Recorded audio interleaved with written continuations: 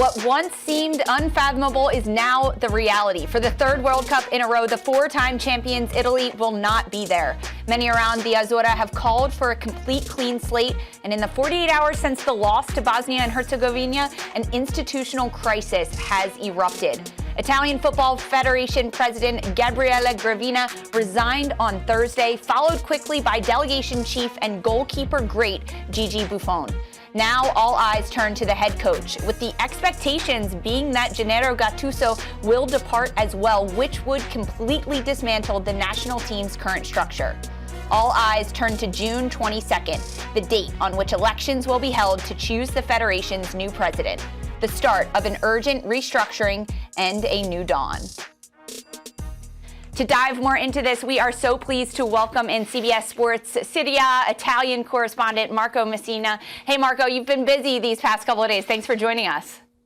Of course, anytime. Hopefully it's for better days. I think this is the first time I've smiled. Hopefully change is finally coming for us. Oh, we hope so. Okay, well tell me, how surprising is the news of the Federation president's resigning to you?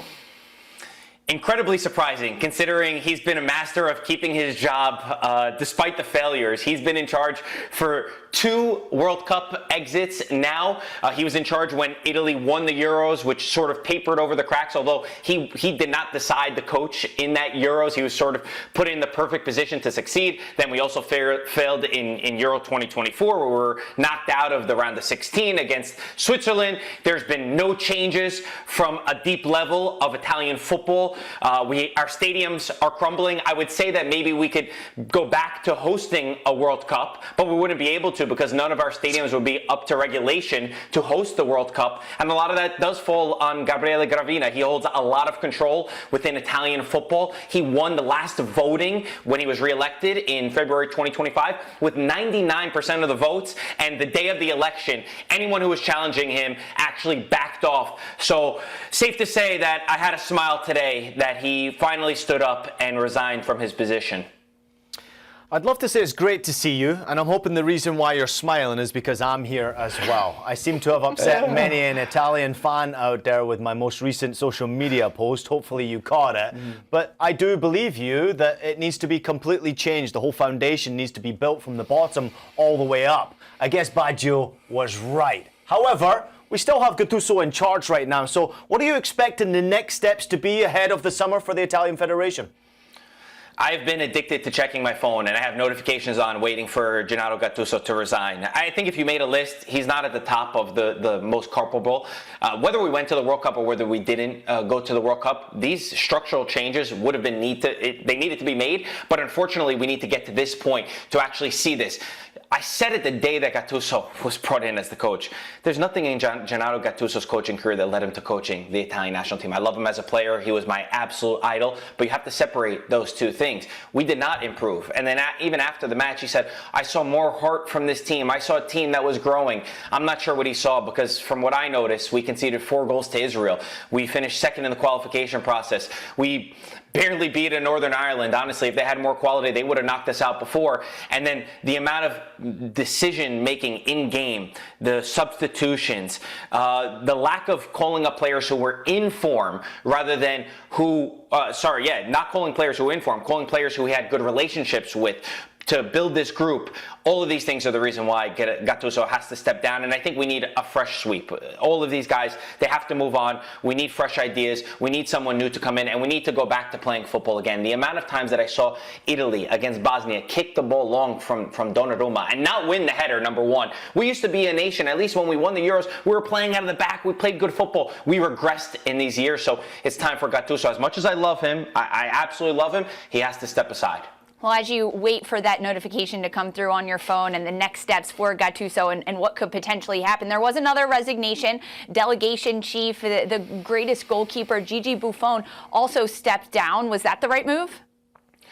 Yeah, it's hard to say. I think that Buffon probably wanted to step down before Gravina even did, and he wrote a beautiful message. Nobody could question the integrity of Buffon, and the reason why we're in this situation is not necessarily from Buffon, but I think that he understands that for Italy as a nation, the right move, the right view of the team would be if everyone involved in this disaster stepped aside, because as I mentioned, in the past, this has not always been the case. This is not the first time, it's not the second time, it's the third time that we're in this situation, and oftentimes there's not that level of integrity to step down. So I think Buffon understood that if he didn't, there probably would have been voices around, but for me the situation does not revolve around Buffon, and honestly I would love to hear from Ian as well, because Germany had a fantastic movement with Das Reboot. I read the book when Italy missed out in 2017 when they didn't change the infrastructure of their organization. Germany did in those years, and then you saw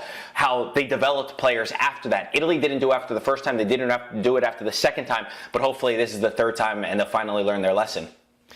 Yeah, there's no doubt. And I arrived just at that period of time when Das Reboot was taking place. I mean, they just missed out on major competition. And of course, they invested heavily in the Bundesliga clubs, right? I want to turn my attention to Serie A and the importance of restructuring Serie A. You mentioned the stadiums. No doubt facilities, infrastructure needs to be in place for the young players to stay in your country first and foremost. But there also has to be a pathway, Marco. You have to see the young players who are coming through, because Italy have produced good young players, right? But around about 3 to 6% of players who are coming through those youth academies actually make it to play in Serie A. And one of the reasons why, and people have criticised me heavily on social media, not that I care, feel free to comment if you do care about it, at Lisa Carlin 32, if you want to criticise me for it. But over 60% of the players who are playing in Serie A are foreign players. Now, in my personal opinion, it starts with the youth ranks. You have to give youth an opportunity, because that then creates a decade of players, and then you go from then on to be able to give an opportunity to players to grow from your youth ranks into first teams. There has to be a pathway. Right now, I see no pathway, no infrastructure, no plan, no strategy, nothing. So how big a role does Serie A have to play in the failure of this, but also the reboot? You're 100% correct, Ian. And luckily, there are steps that are starting to be taken. We were in Italy a few weeks ago, and we had a fantastic opportunity to be with Zlatan Ibrahimovic for about an hour or 2 hours, touring us around Milanello. And he showed us what Milan is building. And basically, they created a second team. It's called Milano Futuro. And the goal of this second team, it's not result-based, but they will play in big stadiums. They play in Serie C and Serie D now, where they are developing players there and bringing them to the first team. They are incentivizing the coaches, which is not the same in the rest of Italian football. They're incentivizing their coaches to get a player and take him to that next level. The perfect example is Bartesaghi. Bartesaghi himself said when he played in the derby against Inter, he was not scared because he had played in big stadiums before. He played in Serie C, he played against grown men, he played against men that were fighting against relegation. There's a few teams that are doing this. Atalanta, Juventus with Kenan Yildiz. Kenan Yildiz was signed to be brought into this second team and then got into the first team. I think that this is the strategy for Italian football. We need more teams to do this. There's about 4 now in Italy. Inter is the latest to have this. They need to play there. They need to get that experience. We can't have 22, 23, 24-year-olds for the first time getting into our first team and playing with pressure on their shoulders. I think this is the best pathway. And we've already seen small successes, like some of the players that I mentioned. That is the way that Italian football can compete, because you have to develop players. We can't go out there and buy the finished product. We can't afford to spend 60, 70, 80, 90 million on these players, but we can afford to do it and blossom them up from this second team structure. Well, if you want to restructure the entirety of Serie A football, starting with the lower levels, bringing in those different players, you have to have people at the top that are willing to do that. Now, with some of these resignations, that means new faces and new names will be brought in, and I know you've got some ideas, Marco. Who are your picks for some of these roles? Yeah, this is a late night tweet from me.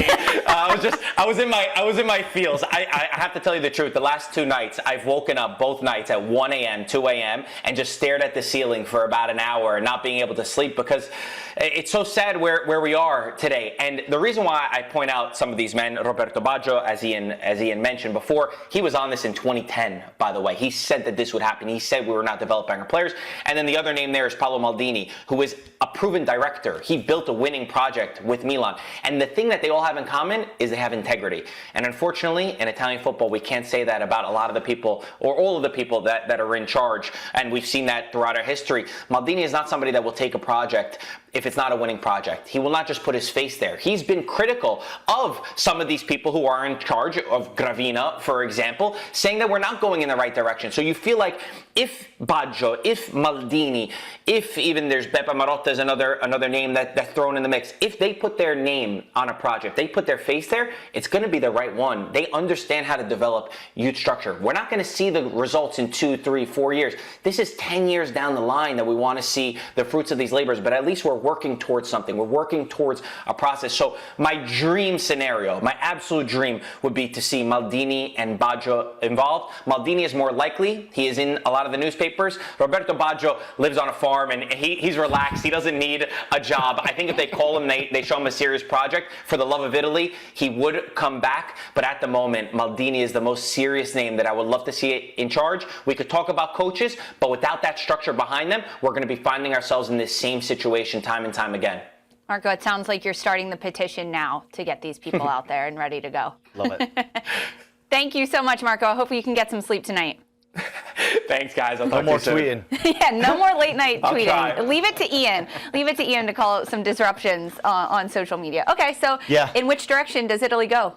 Yeah, Marco's right. And listen, I think you do have to lean on the history of the Italian national team. You have to lean on the legends of the game to be able to write the new plan, the new structure.